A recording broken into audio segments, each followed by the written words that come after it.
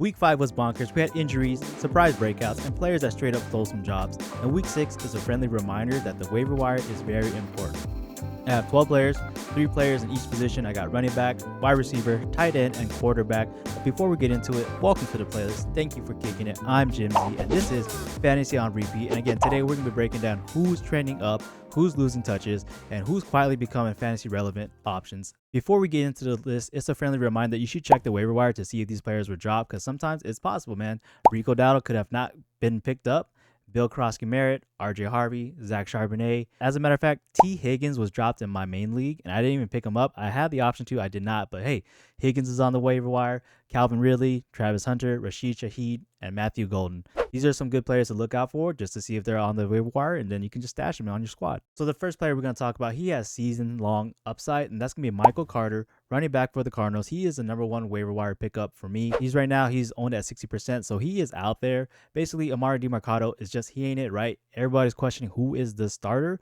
Well, Michael Carter had 23 opportunities and turned that into 18.3 fantasy points, while Amari DiMercato had 3 opportunities for 6.10 and an ugly fumble that was just egregious and should not have happened, right? The thing with Michael Carter is when you have opportunities, that equals points. And he's right now at 58% snap shares, and that should rise to 60 to 70%, and that means he's going to have more output. Upcoming opponents are going to be the Colts, the Packers, then he's going to go on bye.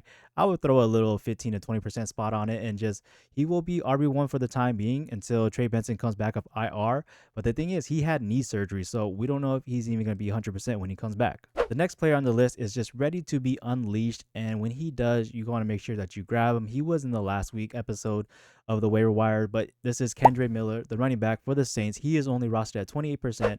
And look, he's going to continue to be on this list because last week he got 11 touches for 49 yards on 39% of the snaps. He's already eating into Alvin Kamara's workload. And if he gets shipped off, that's an automatic RB1 on your squad that you don't even have to fight anybody else for. And it can be just an easy snatch for you now before it blows up. And then he's going to be the next hot waiver wire pickup just to have him on your squad. His next matchup is going to be brutal. He got the Patriots, the Bears, the Bucks, the Rams, and then the Panthers.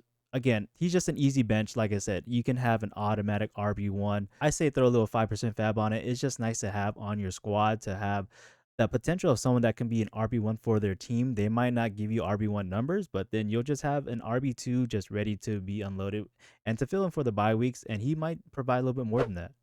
The next duo I'm going to talk about is basically Ravens 2.0 and what the Chargers did last year. But let's talk about the Chargers running back. It's going to be Hassan Haskins and Kamani Vidal. They're both pretty low rostered, 5% and 3%. And look, Hampton is on IR, but I feel like what Harbaugh is going to do is just going to use this 1-2 tandem that everyone else is going to use. That he wants to keep his running back safe. He already has 2 falling on him. They don't want any more to fall off. They're basically going to be splitting the work all the way through. I don't think one has a fair advantage over the other one.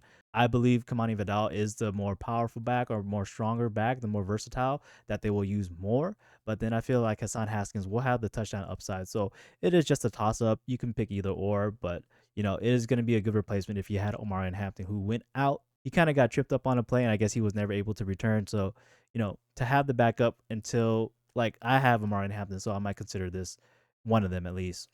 Next wide receiver we're going to talk about is health is wealth, man, because Kendrick Bourne, the wide receiver for the 49ers, is only rostered at 15% right now, but he showed that he's capable to being a wide receiver 1 for a team, although he hasn't really shown it throughout his career. But he had an explosive game as a wide receiver 1. No Ricky Pearsall, no Juwan Jennings, who is just injury boy. He's already missed 2 weeks. And I just don't see how he's going to be a viable option if he just can't stay healthy, right? Week 2 is his best week, and I don't think he's going to provide much after that. I don't think he can stay healthy, man. I don't think Juwan Jennings can stay healthy, and just really the health is wealth right now with the Niners. So whoever's healthy is going to benefit on that team, and the most healthiest person right now is Kendrick Bourne. And their next opponent is going to be the Bucks. And look what happened to the Bucks and the Seahawks, man. That was a beautiful shootout between Baker Mayfield and Sam Darnold. So why can't Mac Jones do that, man? Mac Jones is 3-0 as a starter, and he's getting a lot of love and trust. So Kyle Shanahan is going to enjoy that. He's going to ride this wave. Although Mac Jones was getting beat up, he's a dog, though, man. He's going to keep fighting. So Kendrick Bourne is a perfect bye week filler, so you want to utilize him while he's hot. get these points on your squad. You want to win these weeks. All the small weeks that matter is stuff like this where you play Kendrick Bourne to give you some extra upside throughout the week, man. Maybe you're hurting that CD Lamb and just trying to fill in that wide receiver spot. Again, I'll just put a little 5%, 10% fab on it just because it's not going to be all season long. The next receiver I'm going to be talking about, he's the leading receiver for his squad, if you didn't know, and that's Tyquan Thornton, the wide receiver for the Chiefs. He's only rostered at 24% right now, and he's averaging 11.64 fantasy points for you. He is the deep threat for Mahomes, and I just believe that Mahomes is going to have to go to demon mode because what is working for them right now is just not hot, right? And I think Mahomes is going to lock in. He's going to start slinging it and he's going to start dealing it. Once he gets Rashee Rice back, Xavier Worthy in the mix, they can work on the outside, work in the middle, and then they can kind of use Tyquan Thornton. Because what's really saving him is those deep shots that Mahomes is taking and then getting a few touchdowns here and there. He's going to have some valuable touches on this Mahomes offense when he has to deal like that. And he does have an established role. Like I said, he's getting down the field for Mahomes, and they wanted to take more shots down the field. And Tyquan Thornton is just a perfect match right now. And like I said, he's averaging 5 targets a game, so his floor is not going to kill you, but his valuable targets from Mahomes has so much upside. And week 6, the Chiefs take on the Lions at home. The over-under is at 48.5, and it's prime time. It's lights out, man. Mahomes is going to have to lock in. They've been losing some ugly games, and I don't think they want to lose to the Lions, man. I say like another 10% fab on it because he's just a great bye week filler, and he can pop off any moment, and Mahomes is going to have to do Mahomes things, and we're going to start seeing it soon. The next guy I'm going to talk about is going to go to the moon, and that is Darnell Mooney himself, the wide receiver for the Falcons, and he's only 40% rostered right now. He's coming off the bye week, so maybe a lot of people forgot about him, but hey, this offense was starting to click before they went to the bye week, and the thing was, Eric was saying that Michael Penix needs to learn how to throw. He started slinging the ball, and you know who's coming up with the beneficiary of that? Kyle Pitts. When did Kyle Pitts become relevant in the fantasy league? I don't think it's going to last all season long, especially how Kyle Pitts is. And currently, Kyle Pitts is the 3rd receiver on this squad that has the most yardage and the most usage. I just feel like once Darnell Mooney is completely healthy, he's going to take over that spot again, and then they'll kind of put Kyle Pitts back into the 4th option. Their next opponent is going to be Buffalo, who's not like that crazy of a defense right now. They let a lot of people run all over them. This is going to be another bait and switch week where they're going to focus so much on Bijan Robinson, Drake London, that Darnell Mooney is going to be open and he's going to exploit a lot of defenses. He hasn't played a lot this year because he's been injured, but if he can be fully healthy for this game, he's gonna benefit a lot. I say throw 10 to 15% of fab on it. He's a great bench piece, and once he starts getting acclimated from all his injuries, he's going to provide you some solid wide receiver 2 numbers. Now I'm going to switch to my tight end waiver wire pickups, and we're going to start off with touchdown Theo, man. Theo Johnson, the tight end for the Giants, he's only rostered at 11% right now. He's just going to be a touchdown monster. Who else is on that team that's going to be tall enough and is athletic enough to do that? That's going to be Theo Johnson. Theo Johnson's at a 22% target share, and he's tied for the team targets on the week at 7. And look, that's only going to increase. The touchdowns have been coming back to back, and their next opponent is going to be Philly, and it doesn't sound fun, but he just has so much touchdown upside. Another 5-10% fab. It's a volatile offense, but I feel like they're going to keep pushing and then provide you some fantasy points.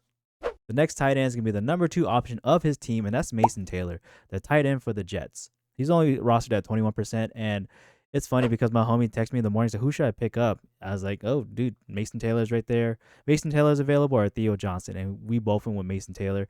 And, we weren't too upset. I think it was a 5-point difference. Again, he is the number 2 option for this offense. This can be a lot of garbage time. Justin Fields showed up at the end of the game, and he's going to keep leaning on this passing game because they're going to be down a lot, right? It's either going to be Garrett Wilson or Mason Taylor. They're going to soak up all these targets from Justin Fields. They're going to be playing against the Broncos next, who just got their signature win. And look, the Jets are going to need their signature win soon. And you know how else they're going to do it? They're going to use it by using Mason Taylor. So I recommend 10% fab on it. He just could sneak into the tight end 1 territory very soon, especially how they're utilizing him. He's going to get peppered with targets, and we love that as a tight end, dude. Safety blankets and tight ends, that's a good combo. All right, the last tight end we got is going to be the efficient burner. That's AJ Barner, the tight end for the Seahawks. He's only rostered at 3%, and he's on the field a lot. He's played the most snaps than any other player. And, throughout Sam Darnold's career, he can definitely support tight ends, especially efficient ones like this. AJ Barnes currently at 16% target share, and he's efficient. He's at 88% catch rate, and he has 4 touchdowns in 5 games. Like I said, too, the Jags are coming off their signature win, and Seahawks are going to look to bounce back. I recommend another 5 to 10% fab on it. He just could provide a lot of touchdown upsides as a tight end. Now on to quarterbacks, and this quarterback only deals to Triple Crown receivers, and this is Matthew Stafford. Quarterback for the Rams, he's only rostered at 60%. I already stated too in my previous video that Matthew Stafford is no longer a streamer, and he's a different man right now. His time to throw is 2.45, and that's fastest that he's ever had. And he has 9 sacks on the season. He's taking care of himself, so that's what we like to see. But he has plenty of weapons. He has Kyren Williams emerging as a pass catcher. Got Devontae Adams, who's gonna get sick, and then really they're gonna have some sick routes. I know they're gonna do some sick plays pretty soon. And they got Puka Nacua. It's just a nasty trio of people that he can throw to. Next week, Matthew Stafford is playing Baltimore Ravens, and he easily could be QB1 this week. Like I said about all the weapons that Matthew Stafford has, he has a better supporting cast than CJ Stroud, who was QB1 on the week. I feel like Matthew Stafford can just blow up, man. 25% of fab on Matthew Stafford. It's his redemption arc. He was playing on the Thursday night football game, so he had a little bit more rest. Dude, he's going to be fresh, and he's going to go out and crush the Baltimore Ravens. The next quarterback we're going to talk about is the comeback kid, and this is Sam Darnold, the QB for the Seahawks. He is rostered at 36%. Fresh from a legacy game, he was looking sharp. He had 341 yards and 4 touchdowns. So maybe that's all he needed. So is Sam Darnold ready? Is he ready to elevate this team? Because honestly, now they're going to play the Jags next, who came off of their legacy win. So this could be another shootout potential. I think Sam Darnold has it in him. He has a really good supporting cast as well that he can just pop off this week, and this is going to be 15% of fab. He has 2-week rental shootout potentials. And the last quarterback I got, this is going to be a get-right game for them. This is going to be Bryce Young, the quarterback for the Panthers. He's rostered at 21%, and last week he was on my waiver wire video. Didn't really succeed, but it really was a Rico Dowdle game, and maybe they're very versatile now where they can open up their game plan. And it's going up against the Dallas Cowboys. I always say it. Justin Fields finished as QB5, and he had an ugly start. This could be the same thing with Bryce Young. It can be ugly, but they're going to provide some fantasy upside. This is going to be a revenge game for Rico Dowdle. He might pop off again, but I really think they're going to try to utilize their other weapons, like Terrible McMillan, who's been popping off too. Like he's been due for a breakout game. This can be his breakout game. I recommend 5 to 10 fab. This is just, like I said, breakout game potential for Bryce Young and Terrible McMillan that they can get right. They can win games. They just haven't had it all put together yet. It can happen this game. All right, that was my quick waiver wire video. Hope you guys enjoyed. Hope you guys pick up some of these players, get some W's. On to the next one. I appreciate y'all for kicking it. Don't forget to like, comment, subscribe. I'm going to be doing my trade targets next, and then my must starts and must sits. Going on to the sneaky sleepers. So stay tuned. Jimsy out. Fantasy on repeat.